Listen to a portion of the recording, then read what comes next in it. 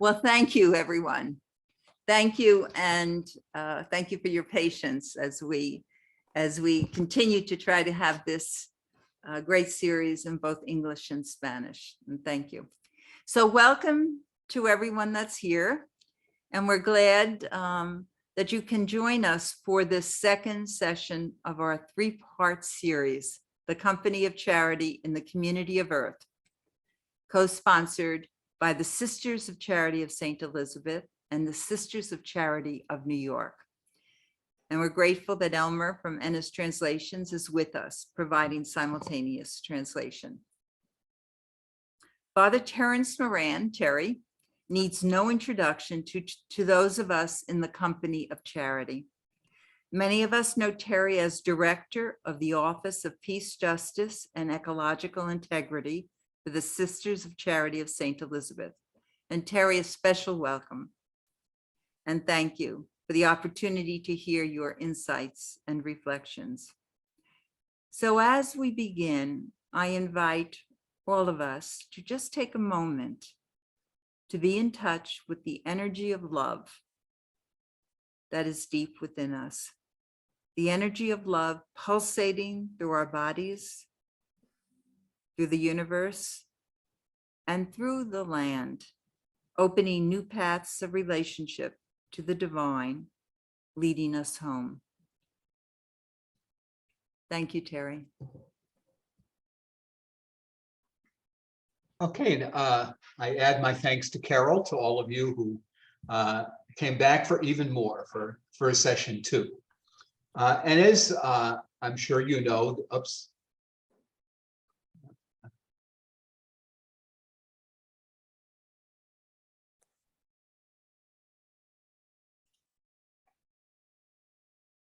Now I'm having trouble with the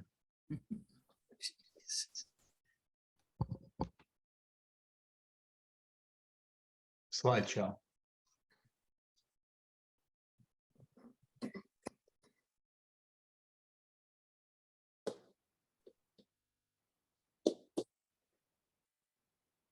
Can you all see the We can see it. I don't know if you want to come out and come in again, but we can see it.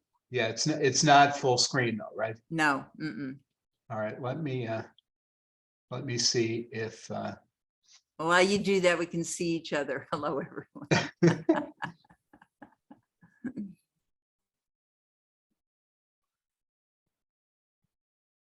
yeah, now it's not allowing me to share screen at all. Let me make sure that I'm your co-host then. You are still co-host. Yeah, I'm clicking on share screen and it doesn't do anything. Oh dear.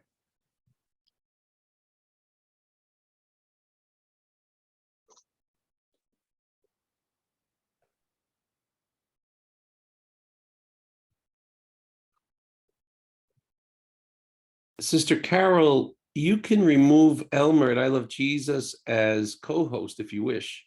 Okay, so let me see if that does anything. Okay. Right. Elmer, just remember, Elmer at I Love Jesus. So that's the interpreter co-host? No. Or the Spanish recording. No, not the Spanish recording. That one's recording, just the interpreter at I Love Jesus.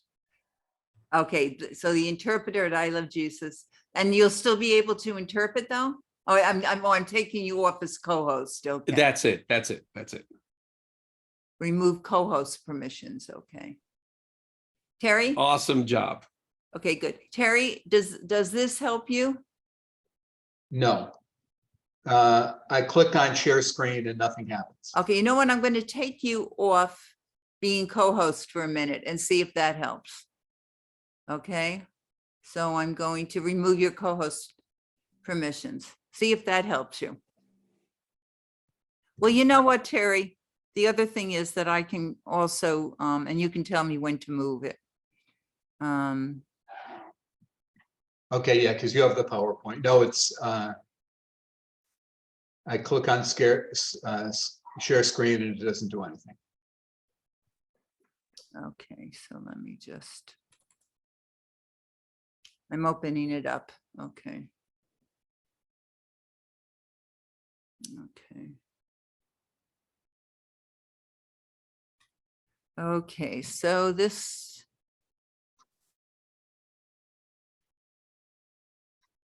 Oh, that's very, oh, you know what? This is interesting. Something happened. Just try again, Terry. No. No? Okay. All righty.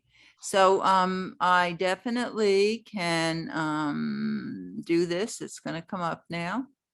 Oops, but I have to share, push share first.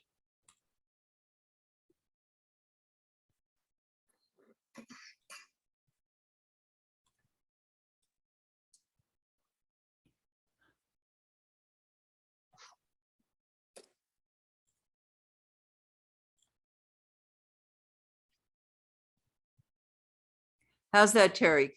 And everyone? Okay, yeah. Yeah, I think everyone can see, right? I think, yeah, I see people sharing.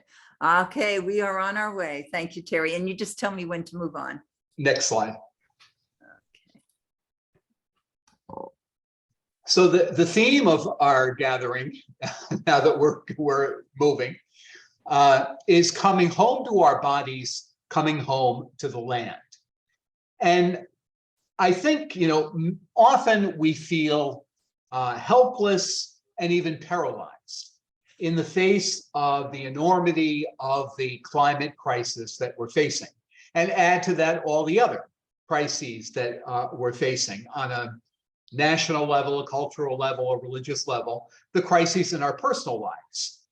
And you often hear people saying, we've probably said it ourselves, what can one individual do? Bill McKibben, the great climatologist, answers that question by saying, what can one person do? Stop thinking you're an individual. That's the key to the problem. What we can all do is to change our consciousness, that we can progressively shed the destructive story of Western racist capitalism that we have learned and that has been profoundly damaging to us and to our planet. So we have to stop thinking, for example, of the environment and thinking in terms of what our Native brothers and sisters in that beautiful expression talk about, all our relations. So we're going to look today at what needs to change in us.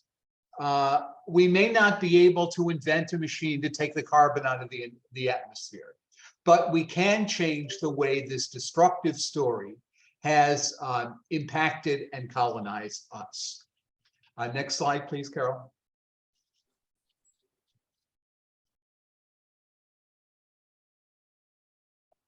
Many of you, like me, grew up on the science fiction movies that became very popular in the late 50s and early 60s. And we asked the question, are there aliens on Earth? Well, I'm going to answer that question for you definitively. There are indeed aliens on Earth. And Carol, if you, next slide. There are aliens on Earth, and the aliens are us. We live in a profound state of alienation, an inability to know all our relations, to relate to them or know them in any depth. We spend our lives, as this picture indicates, we get up inside a human constructed box. We run out of the house into this moving human constructed box. We go to work, another human constructed box. On the way home, we stop at the supermarket, another human constructed box. We try to park as close as we can to the supermarket, so we'll spend as little time in the quote unquote environment as we can. We can have days on end when we don't have any significant interaction with the other species with whom we share life and a common destiny. We are the aliens on Earth. I used to do an exercise when I taught at our University of St. Elizabeth, I'd ask the students to give somebody directions about how to get to where the class was meeting from the gate of the campus without making reference to anything made by a human being. And they couldn't do it, it was impossible. because they could only do it by saying buildings or roads or turn here or turn there or turn at the light or turn at the stop sign. Without reference to these alien things that we put on the planet, they were completely ignorant of the land they were on. So how do we start that process of stop being aliens and being at home? Carol, the next slide. There's a wonderful illustration of what the problem is in the great movie, The Color Purple. The character Baby Shug, who is the friend of Celie, who is the main character in the movie. And Baby Shug is a woman of dubious virtue, if you want to put it that way, but she's also a profoundly spiritual person. Next slide, Carol. And at one point she says, well, us talk and talk about God, but I'm still adrift, trying to chase that old white man out of my head. I've been so busy thinking about him that I never truly noticed nothing God made. Not a blade of cord. How do it do that? Not the color purple. Where it come from? Not the little flowers. Nothing. Now that my eyes opening, I feel like a fool. Next to any little scrub of bush in my yard, Mr. So-and-so, who's her boyfriend who abuses her, Mr. So-and-so's evil sort of shrinks, but not altogether. Still, it's like Shug says, you have to get man off your eyeball before you can see anything at all. Next slide, please, Carol. Man corrupt everything, say Shug. He on your box of grits, in your head, and all over the radio. He try to make you think he everywhere. Soon as you think he everywhere, you think he God, but he ain't. Whenever you're trying to pray, and man pop himself on the other end of it, tell him to get lost, say Shug. Conjure up flowers, wind, water, a big rock. Carol. But this hard work, let me tell you, he's been there so long, he don't want to budge. He threatened lightning, floods, and earthquakes. Us fight. I hardly pray at all. Every time I conjure up a rock, I throw it. Amen. Very, very beautiful poetic way of talking about getting that story out of our heads. And a more formal way, Carol, the next slide, please, to talk about that story is to refer to our tradition, particularly in our Christian tradition, of what I call hierarchical dualism. That picture you see is the creation of light from Michelangelo's creation story in the Sistine Chapel. And you see God, the old man with the beard, separating light from darkness. But notice the Bible does not say, God said the light was good and the darkness was bad. At the end of the day that he separates light and darkness, he looks at what he created and he says that it is good. Both are good. And indeed, the word that's used in Hebrew is the word tov. We're familiar with it, particularly those of us who are New Yorkers, or probably New Jersey too. The Jewish greeting of Mazel Tov, that they say when anything good happens. So tov is not like a moral good. Tov is the kind of delight you take in something that's just wonderful and precious and delightful. That's what you say when a new baby is born. So God is looking at light and darkness and saying both are delightful. But unfortunately, we didn't get that message. We tended in our Christian tradition, our Catholic tradition, to divide everything into pairs. And of the pairs, we made a hierarchy. One was good, one was bad. One was better, one was worse. Next slide, please, Carol. As I said, we separate reality into two pairs, one better than the other. Next. But remember some words of Thomas Aquinas that I think I shared with you last time. Any error about creation also leads to an error about God. So since our ideas about creation have been fundamentally erroneous until the past 50 years even, that means that many of our ideas about God are erroneous. And therefore, many of our ideas about who we are as images of God, as creatures of God, are also erroneous as well. Next slide, Carol. So here are some of those hierarchical dualities that make up our mental and spiritual geography. These all live in our heads and on our eyes, as Baby Shug says, in one way or another, if we grew up in Western culture, as we all did in the past 100 years. So in the dualism of divine and human, there's no question that the divine is better. And, if you talk to most people about Jesus, although we say in the creed that he's true God and true man, true human, most people think that means Jesus is 90% God and maybe 10% human. We find it hard to believe that he's 100% both at once, and that that's possible. There's no separation between the divine and the human. But we all got the idea that somehow for God to be glorified, the human has to be diminished. That somehow God is pleased when we are made less. Whereas, as we looked at last time, the incarnation says exactly the opposite. That God takes on flesh and history and becomes part of evolution. Human 100%. Heaven and earth are another one of those dualisms. I'm sure we were all taught that we're here on earth to save our souls, to get to heaven. This is just a veil of tears for 60 or 70 or 80 years, and then we get to heaven, our true home. If, for those of us who are religious, if anybody ever said, Father Terry is very worldly, or Sister Carol is very worldly, nobody would ever take that as a compliment. What a sick idea about the value of creation. Worldly is bad in that heaven-earth dualism. Those of us who entered religious life before Vatican II, we talked about we were leaving the world. I don't know where the hell we thought we were going, but we were leaving the world. Well, the world came with us, let me tell you.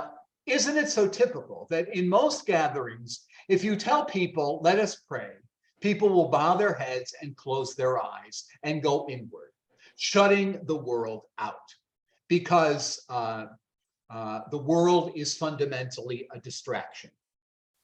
Light and darkness that I've already talked about, with all of the racist implications that come with that. The way our racist cultures, our colonial cultures, have glorified whiteness and demonized blackness or darkness. In colonial America, you see the colonizers talking again and again about the Indians being a demonic people because they live in the forests, uncultivated, that are the abode of demons, and that the good holy white people live in the cultivated land, where the corn's in nice roads and with buildings, with human constructions. The human is good, is civilized, that it's the place of light. The forest, the uncultivated, is dark and bad and demonic. Soul and body. We all grew up with the idea that we were really our soul, and our body was just something that the soul would drive around in for 50 or 60 or 70 years. I'm really amused. There's been a lot of writing lately. There was an article in the Times recently about green burials, and particularly burials where people are put in the ground with no embalming whatsoever, so that their chemicals will go into the soil and they will become trees. It will not surprise you that the church says this is forbidden because it's disrespectful to the human body. How on earth is it not disrespectful to send the body to the funeral parlor where it's shot through with dangerous chemicals that we would never put into a live body that would kill us if we were alive? That it's okay to shoot the human body with chemicals, that's respectful. but to let the human body become a tree is disrespectful. Reason and emotion. I don't think what any of us ever heard, don't be so rational. But I'm sure we've heard all the time, don't be so emotional. Don't take it so hard. Don't hang on to your feelings. Male and female. It'll be no, I scarcely need to comment on that. All of our patriarchal culture is born on the idea that the real human is the male, and the female is maybe human, but really not in the same way as the man is. As St. Augustine said, one of the fathers of hierarchical dualism, man is made in the image of God. Woman is made in the image of man. So women don't even image God directly. The dualism between human and animal. To call a human being, if you tell kids, you're acting like animals, that's an insult. We are animals. Even in Genesis, we are created on the same day as the animals, on the sixth day of creation. There's no separate day of creation for the human. But the human is above and special, and the animals are our possession. Again, clergy and laity, I don't nearly need to comment on that. In the catechism when I was a kid, there was a picture of a priest and a nun, and next to them a bride and a groom. And under the bride and groom it said, this is not bad. But under the priest and the nun it said, but this is much better. Perfect example of hierarchical dualism. As I've already alluded to, the idea of the civilized and the savage. You remember the big furor in the Vatican during the Synod on the Amazon, when they used a statue that was supposed to be although it wasn't, the Andean goddess Pachamama. Pachamama doesn't even come from the Amazon. But they were all, traditional Catholics were all worked up that we were using this pagan symbol in the Vatican. Even some say that that was the thing that caused the COVID virus. It opened up the gates of hell, the worshiping this pagan idol in the Vatican that unleashed this pandemic on the world. But you know, the same people who were so upset by using a quote unquote pagan symbol from Latin America, all of our days of the week are named after Germanic gods. Thor and Wotan and all of that, Wednesday and Thursday, and Freya, Friday. All of our Christmas symbols, the Christmas tree has pagan origins. So because they're from the white races, the Germanic races, that's okay. But something that's brown and coming from South America, that is demonic and uncivilized and savage. Next slide, please, Carol. Whereas in reality, this is what the world looks like. This is just a diagram of how all the different things that are alive are interrelated and interconnected. The sun, the plants, organic matter, and that everything that grows on. I thought it was interesting, though, this diagram doesn't have people in it. It has animals, so you could put a human being there. So that we really are not in a dualism in which one is better than another. We're in a community of relationships in which everything gives something, everything receives something, everything is dependent on everything else. And our alienation from that truth, that fundamental truth, is the source of so many ills in our church and in our culture. Next one, Carol. There's a wonderful book edited by a man named Theodore Roszak called Ecopsychology, Restoring the Earth, Healing the Mind. And Roszak says that the profound dis-ease in our culture comes from the fact that we have stopped consciously co-evolving with every other creature in the world, that we have separated ourselves into this special human box, and we do not have these life-giving relationships with all our kin. If you look at a landscape untouched by the human, it shows you the paths that rivers flow when they're unimpeded. If you look at a map touched by the human, it shows you the path of highways. It shows you how we plow over everything in our way without any regard to the other life forms, only looking at our convenience. Carol, if you'd switch. Rozak says, the Earth's cry for rescue from the punishing weight of the industrial system we have created is our own cry for a scale and quality of life that will free each of us to become the complete person that we were meant to be. So the industrial system, the racist capitalist culture, is making Earth cry, but it's also making us cry. It's preventing us from becoming the complete person that each of us were meant to be. Next. Scientists speculate that one of the reasons why we humans have such puny bodies, but such large brains and such large brain capacity, is that we are the only species that can sleep on its back. So for millennia, human beings would sleep on their backs and look up at the movement of the stars in the sky. And that seeing the invariable patterns of the stars had the same function for our species that we have when you put a mobile over a baby's crib. That movement of color and shapes and sounds often helps with the baby's brain development. Well, our ability to gaze contemplatively at the night sky was responsible for producing the awesome power that each of us has in between our ears. This is just a little interesting fun fact. Do you know that we humans, in terms of size, are the midpoint in the universe? If you go to the largest galaxy, that's the one extreme. If you go to the smallest subatomic particle, which is infinitesimal, that's the other extreme. And we, in terms of size, are in the middle. Isn't that interesting?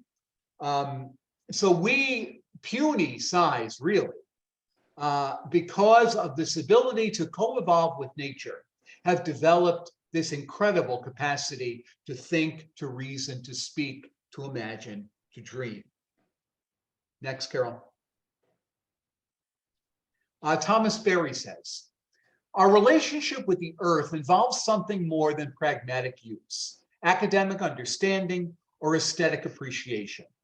A truly human intimacy with the earth and with the entire natural world is needed.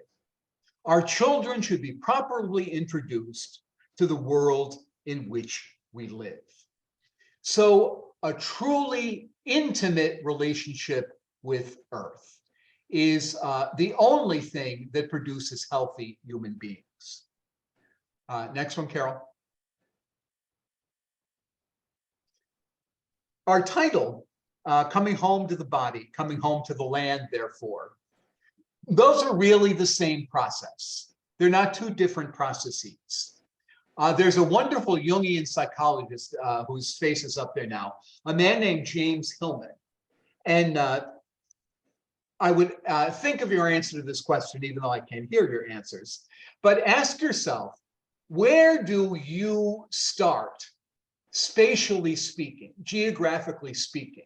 Where does Terry Moran start and the rest of the world end, or Carol D'Angelo, or Elrie Giordano? Most of us would say our skin, that from my skin in is me, and everything from my skin out is the atmosphere and other stuff and other people. James Hillman points out that that is a completely arbitrary distinction, because what happens in the depths of the ocean is just as influential on our persons as what happens between our skin and our lungs. What happens in distant galaxies is decisive for us as people. So we've arbitrarily decided that me starts at my skin. Really, me starts in the depths of the ocean and in the womb of the farthest galaxy. Hillman goes on to say, next slide, Carol.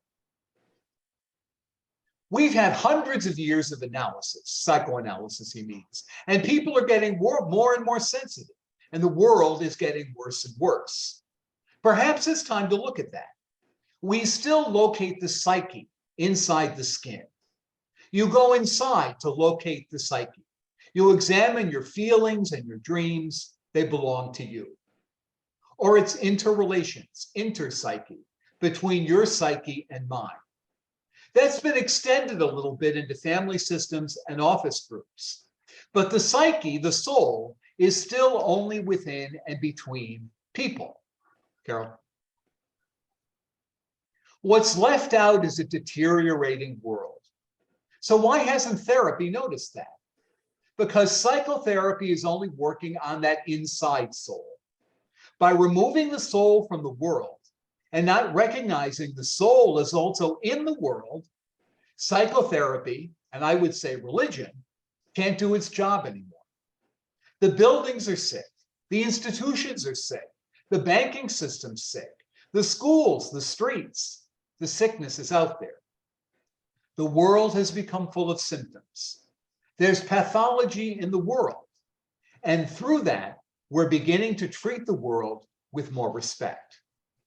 The depression we're trying to avoid could very well be a prolonged chronic reaction to what we've been doing to the world, a mourning and a grieving for what we're doing to nature and to cities and to whole peoples, the destruction of a lot of our world. Next, Carol. So the sickness is not just in ourselves. To heal ourselves, to come back to the body and come back to the land, we have to address that pathology that's also in the world. And I'd like to suggest, I think it's 6 ways, practical ways, in which we can come home to our bodies and can come home to the land. The first is an idea from a wonderful writer named Adrienne Maree Brown. Maybe some of you have read stuff by her. And she talks about a wonderful idea that she calls pleasure activism.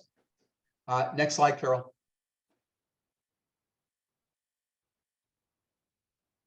What is pleasure activism? Pleasure is a feeling of happy satisfaction and enjoyment. Activism consists of efforts to promote, impede, or direct social, political, economic, or environmental reform or stasis with the desire to make improvements in society. Pleasure activism is the work we do to reclaim our whole, happy, and satisfiable selves from the impacts, delusions, and limitations of oppression and/or supremacy. Pleasure activism asserts that we all need and deserve pleasure, and that our social structures must reflect this. In this moment, we must prioritize the pleasure of those most impacted by oppression. The next, Carol. This is a great line. Ultimately, pleasure activism is learning to make justice and liberation the most pleasurable experiences we can have on this planet. Most people, if you work in justice and peace and you tell people that, they try to change the subject because they think you're going to make them feel guilty. I know around here, if people see me coming and they're drinking out of a bottled water, they hide the bottle behind their back because they've been so lectured by me about it. We've given people the idea that addressing justice or addressing climate justice is going to make them more miserable. Imagine what a poor job we've done, where people think the planet being on fire is less miserable than us doing something about it. How do we make justice and liberation the most pleasurable experience that people have? On a very elemental level, what's more pleasurable?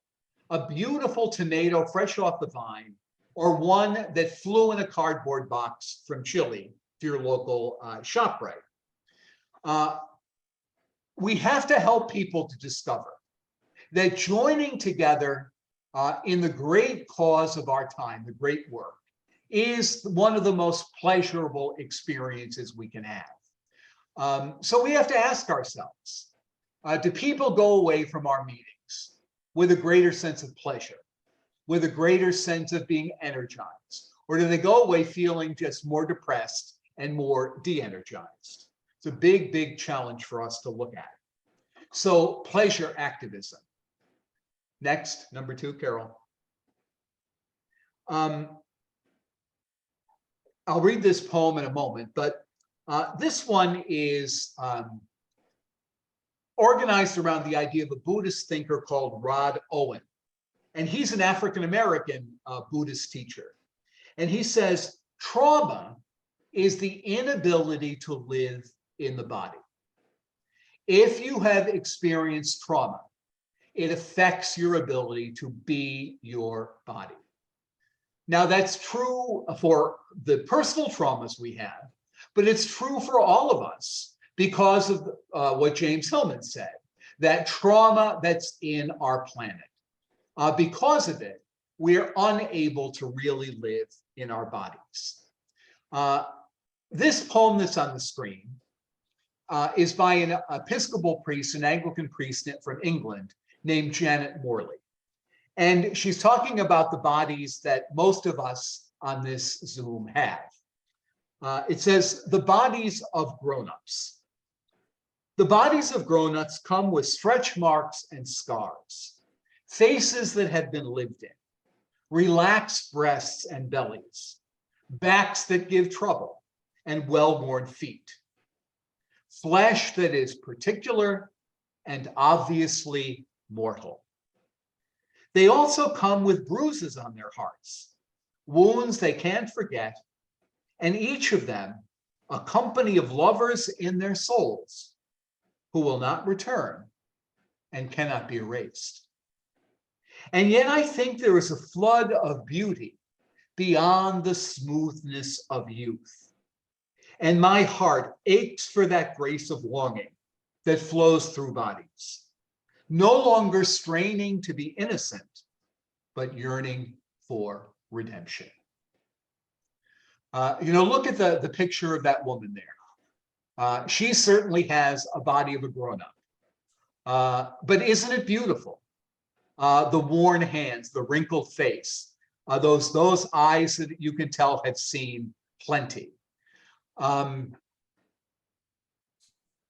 Our big difficulty, our trauma and our cultural trauma prevents us from living in that kind of body and in its beauty.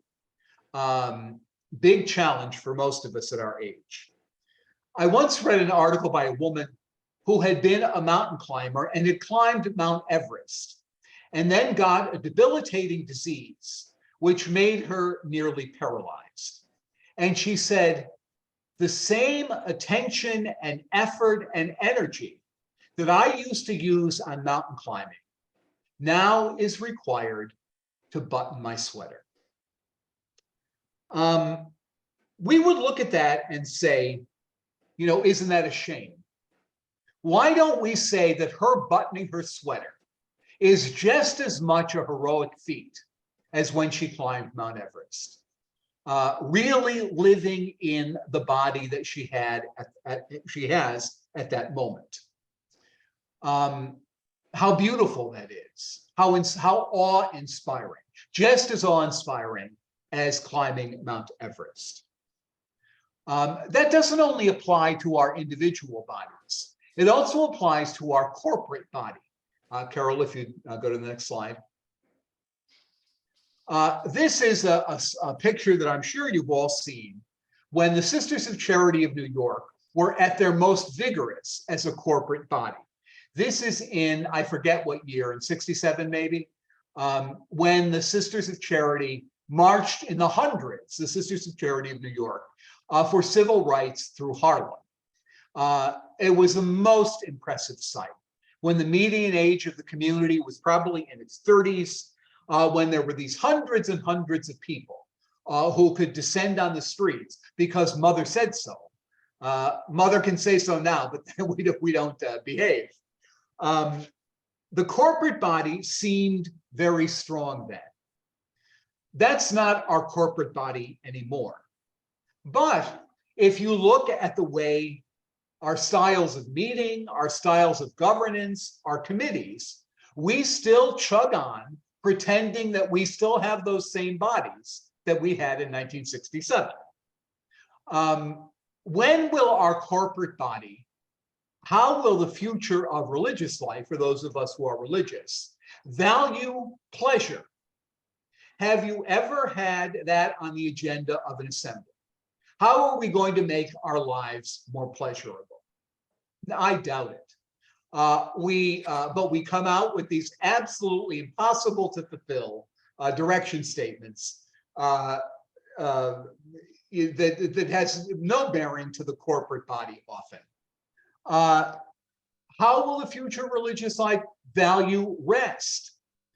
Thomas Merton said very famously, the most pervasive form of violence in our culture is overwork.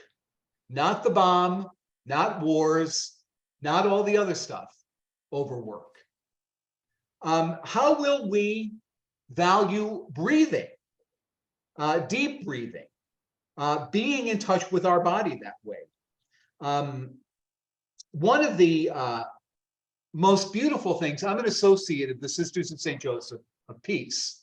And for about the past, 8 years, I'd say, at all of our meetings, every half hour, there's a pause for 10 minutes just for contemplative breathing. We sit there and we breathe together in silence. It's a beautiful conspiracy. Conspiracy means to breathe together. And it acknowledges, for one thing, that none of us has the ability to take in 6 hours of talking without a break, like we used to. That we all need time to return to our breath, to return to our bodies. And that gives us a new energy to engage whatever the subject matter is again. How will we value leisure? I lived with a priest from Nicaragua once, and he said, you know, there's no American who ever answers no to the question, are you busy? We never say no. We'll say, yes, but what can I do for you? I'll make time in my busy life for your needs. Goodness is associated with busyness. If I'm sure you people have heard people say 1,000 times, what a great sister of charity Sister so-and-so is, how hard she works. Have you ever heard anybody say, Sister so-and-so is such a good sister of charity. She is so rigid about observing her day off. Yeah, I'm sure you've never heard that. And that's as much a part of being a good sister of charity as working hard. So how will we value leisure? I indicated how will we learn appropriate ways of gathering. That again, none of us is capable of sitting for 8 hours a day for a week. We can't do it anymore, but we still pretend we can. How will we make space in our lives for Sabbath? Pope Francis has a beautiful section on Sabbath in Laudato Si. In 237, he says, we tend to demean contemplative rest as something unproductive and unnecessary. But this is to do away with the very thing which is most important about life, its meaning. We are called to include in our work a dimension of receptivity and gratuity. Not just doing and giving, but receiving the graciousness of life. Have you ever been at a meeting where the break wasn't cut short because we had too much to do? That always happens. We look upon rest as something unproductive and unnecessary. I was really blown away when I read about a group of Ursuline sisters in Brown County, Ohio, who had a chapter which consisted of everybody paying attention to and recording and sharing their dreams. What an unproductive thing to do, to base the chapter on what happened when you were asleep. But it was, by all accounts, a tremendous experience. If we ever suggested that, we'd get laughed out of the room. How do we integrate Sabbath? How do we integrate leisure? How do we integrate and value sleep? Next, Carol. Thirdly, how do we learn to be in real relationship to our land? This is the beautiful land of Mount St. Vincent. Next, Carol. The Sisters of Charity of St. Elizabeth, who were on, probably know this, but the rest of you don't. It was the Sister of Charity of St. Elizabeth, Sister Helen Angela Doherty, who was the first woman in the world to receive a doctorate in botany. And she got that from the University of Chicago in 1912. There weren't many women at the University of Chicago, which was then and still is one of the best universities in the world. Very few women there in 1912, let alone in the sciences. But Sister Helen Angela from little old New Jersey was the first woman to receive a doctorate in botany. And the next slide is an account of her as a professor here at St. E's. She used to take her students out on hikes so that they would learn the land, learn the property. Sister Helen Angela was always in the lead, her veil catching on the underbrush, her habit covered with birds, but darting here and there to show us some formation with its attendant vegetation and growth. No hill was too steep for her, no ravine too deep. We must see it all. And she was just as enthusiastic and exuberant about each new find as if she had never seen it before. Isn't that a wonderful image of this nun in the earliest 20th century, charging through the woods and ravines and wetlands of this property, so the students would know not just chemical facts, but would know the grass and the rocks and the land and the water. A wonderful, wonderful example to us. Everybody say a prayer today to Sister Helen Angela Doherty. Next, Carol. Thomas Berry, somebody asked him, what's the main task of theology today? Learn geography, he said. Learn your land. Absolutely nothing in our education prepares us to know and care for a particular piece of land. And that's absolutely tragic.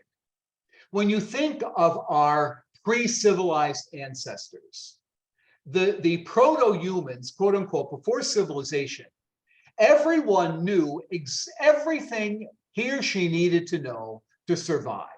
They knew how to make a house. They knew how to find food. They knew what they could eat and what they couldn't. If there was a natural disaster, it didn't flummox them. With us, the electricity goes off for 2 hours and we're done for. They were in intimate relationship with land, and they knew how to live. We are in complete alienation from land. Next slide, Carol. They said about Teilhard de Chardin, he was never without his pickaxe and magnifying glass for his earth Lectio. You know, we talk about Lectio Divina, the holy reading of scripture. Teilhard did his holy reading of any piece of land that he happened to find himself with his pickaxe and magnifying glass. Next slide, Carol. How do you know that spring is arriving? Do you know from the weather person? Do you know from the internet? Or do you know from being in daily relationship with a tree? I challenge all of us this winter. Make a relationship with a tree. Go out and look at it every day. And know that, let the spring tell you, maybe for the first time in many years, about when spring is coming. Next, Carol. Fourthly, we need to give earth, air, water, animals, landscapes a vote in our lives, a vote even in our assemblies. Do all of those things have anything to say, or do we even consider them? Do we even listen for their voices at our meetings and assemblies? Next, Carol. Here's just an interesting example of somebody who did. Probably many of you in the tri-state area are familiar with It's closed now, but Marymount College in Tarrytown, New York, run by the Religious of the Sacred Heart of Mary. The famous Mother Josephine Butler, who was from Ireland, when she designed the campus of Marymount, she fit the buildings in between the trees. She didn't want to cut any of the trees down. So instead of deciding where she wanted her building and then making the land suit her purposes, she made the buildings suit the land's purposes and built around the trees. And you can see in the postcard of the campus of Marymount there. Isn't that astounding? In the early 20th century, to let the land have a vote in the construction of their college. Next, Carol. This is, I don't know who the artist is, but this is Our Lady of Deep Soil. We have Our Ladies of everything else. Why not Our Lady of Soil? Because the most important creatures at our mother houses are in the 3 feet below our feet. We have an Our Lady for everything else. We should have Our Lady of the Deep Soil. So much of everything depends on what those creatures, millions of them, are doing in the 3 feet of soil underground, under our feet. Next. Peter Morin, the co-founder with Dorothy Day of the Catholic Worker, said, "It is impossible to have a healthy and sound society without a proper respect for the soil." Amazing insight. But again, he too was a French peasant. So I know a sister who catches all her dishwater in a basin and climbs down several flights of stairs in order to pour it on the ground so it'll go back to the earth and not be wasted down a drain. That's not easy to do. It takes a lot of time, but that's a beautiful sacrament of reverencing water and reverencing soil. I know another sister who saves every crumb. She's got a little box, brushes the crumbs off her plate, empties out her toaster into this box, and then takes the crumbs to feed the birds. Now, she's probably not going to, produce a very hearty meal for many birds, even in the course of a month. But that's not the point. Those two sisters really are living out of a consciousness of all our kin, and are changing the way they live and the way they relate based on that consciousness. Next, Carol.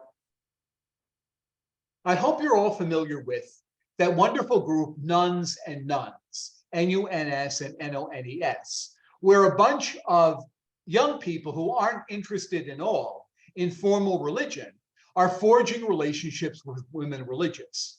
And one of their latest projects is a land justice project, where they're working with religious communities of women to do exactly what we're talking about, to learn how to know and reverence the land that we have. Please go to their website. There's wonderful, wonderful resources there. We're always wondering, how are we going to reach young people? Nuns and Nuns, if you look at the picture of the gathering there on the slide, how many gatherings of your community have so many heads that aren't gray? They have found a way to reach young people. Just 2 more. Next one, Carol, number 5. How we use food. The place where our bodies and the land intersect most importantly is on our plate. Scientists speculate that if we all gave up eating meat, it would have a more positive effect on climate change than if we all stopped driving cars. One of the most dangerous polluters, producers of methane gas, which is even more dangerous than carbon, are cows. I always thought, until recently, I thought it was their farts, but actually it's their burps. Cows have those 4 stomachs, and they burp an incredible amount of methane, which is, as I said, even a more dangerous carbon polluting gas than carbon dioxide. So the most, where we intersect our bodies and the land most directly is on our dinner plate. Next, Carol. So just doing those things that we're all aware of, eating more fruits and vegetables, eating locally and in season. Don't eat those tomatoes that are flown in from Chile. Avoid eating more than is needed. Swapping animal protein for plant-based proteins, choosing whole grains rather than processed grains, eating dairy products in moderation. I don't know what number 8 is. I cut it off. Drinking tap water. All simple things. Probably many of us do many of them. And don't, people think, oh, I have to become a vegan tomorrow or I'm not doing the right thing. You don't have to become an A student tomorrow. If you go from D to C, that's a very important step. So eating one less meal with meat a week is an important step, and keep trying to move in that direction. Next, Carol. Finally, Pope Francis reminds us how in doing all of this, we need to partner with the indigenous people. He says they're not merely one minority among others. This is from Laudato Si. But they should be the principal dialogue partners, especially when large projects affecting their lands are proposed. Not only are the indigenous not our principal dialogue partners, they're not our dialogue partners at all. And we need to look at that very seriously. Next slide, Carol. The one thing we can all do, let's each of us say aloud in a minute the native name of the Hudson River that's so important to both of us. It's Muhikahuk, Muhikanuk. Everybody say that. Muhikanuk, meaning the river that runs both ways. How different we would be. Why do we call it the Hudson? After the European explorer who led the way for the Dutch colonization of what we call New York, this area, which was a disaster for the native people, for African Americans, for the land. Why do we honor Henry Hudson? By calling that beautiful river by his name. Why don't we use the name of the first peoples? So that's another little practice for us. Try for this year never to say Hudson, only say Muhikanuk, and see how that changes your consciousness. Next, Carol. That was a word from the Lenni Lenape people, who were the indigenous people of most of the Northeast, where most of us who are on this call live. Their name means the people who are genuine, pure, real, original. So Lenni Lenape means real person or original person. Isn't that what we're all trying to learn to be? To learn to be the real person, to learn to be the original person. Thomas Merton says, all sin starts from the assumption that my false self, the self that exists only in my own egocentric desires, is the fundamental reality of life, to which everything else in the universe is oriented. We've made that false human self the end to which everything else in the universe serves. We all have to go back to being what the Lenni Lenape were, the real person, the original person. I'd like to finish, and this really are my last words. No, you can stay, go back here. That's all right, you can stay on this. Some words about the Lenni Lenape from a book called Appalachian Zen by a guy named Richard Rule, or Stephen Rule. Basically, it's a story of a guy who came from Appalachia and became a Zen master. But he talks about the Lenni Lenape in his book. And he says, the Lenni Lenape discerns something electrifying, something otherworldly in each of the animals. They believed every bird and mammal, every fish, moved in its own nimbus of spiritual fire, in a sort of halo. Every creature in energy field, every mallard, each salmon, each bobcat, an emblem of infinite power in the cosmos. Power manifests in living fur, in living fin and feather. The Lenni Lenape could chat with those animals. They could ask questions and receive answers. A person hunted these creatures with handmade arrow and bow, using beasts as provender, gratefully, while venerating them in prayer. It was an intricate relationship of utility and worship, found in the convictions of a sacred, pervasive, and abiding kinship. Isn't that where we all need to go? To be again those original people who live in a sacred, pervasive, and abiding kinship. So now the last slide, Carol. The School Sisters of Notre Dame had a campaign a while ago called Green Habits. So when people ask them, as people still do, even though most of us haven't worn habits for 50 years, when people find out you're religious, they ask about habits. So they started this campaign. When people asked them about their habits, they said, our habits are green, meaning we do this, we do that, we have solar heating, we recycle, all of that stuff.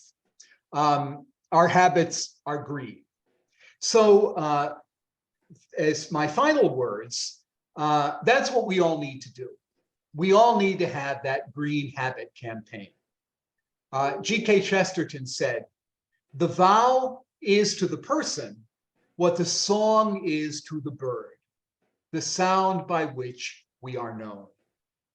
The vow is like the song of the bird, the sound by which we are known.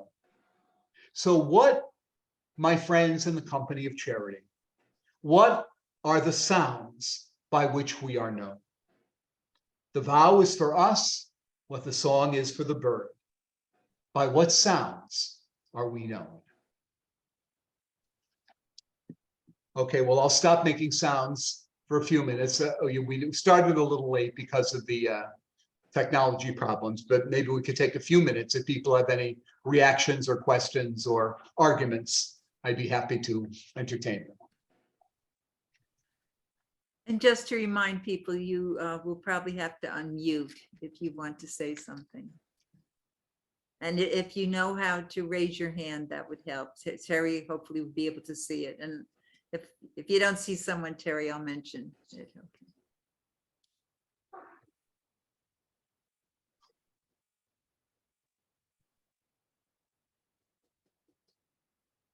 You know, I can't do anything with my screen, so I can't see even anybody. I can only see about 10 people. So I can't see the rest of the. Oh, okay. So if I see someone, and sometimes I know we need a moment just to soak in all that richness. And No, that's a waste of time. It's not productive. But Terry, I'll just begin by saying thank you once again. It's very, very profound, deep, and reminding me, I'm sure reminding many of us of things that we've heard, but I think you're bringing us into a deeper level where we do need to share together to sometimes unearth the richness within us and within this beautiful earth and cosmos that we are a part of. So any special, perhaps it was a phrase that struck someone, and even if you feel you don't have anything to share, maybe you just even want to mention the phrase or the slide, Our Lady of the Deep Soil, huh? Our Lady of the Deep Soil. Lynn, you'll have to remember to unmute yourself, Lynn. No, oh dear. Okay. Yes, you're going to put it in the chat. Okay, so we'll be aware of the chat. And I noticed there is something in there already. And Terry, Roma does thank you very much. Yes, she had to go, but she really appreciated this. Roma was joining us from Canada, St. John, New Brunswick. Alri, again, remember to Thank you, Albry, for joining. Thank you so much for this, Terry. I think it makes us more conscious in some way to reflect on the things that you're talking about. And that makes me want to know more about the consciousness of Earth and everything around us. And I've started reading a book called Ways of Being by James Bridle. And it's helping us to see the intelligence of nature. And what you've said also deepens my desire to do more on the earth justice and laws of creatures having legal rights. And so you made me want to, again, rest, but delve deeply into all of this. So thank you so much. Pleasure activism, Albry. Yeah. I love that definition of pleasure activism. I'll have to look up that author, but that's certainly very important for those of us who are involved to engage in ourselves and to try to model it. Yeah.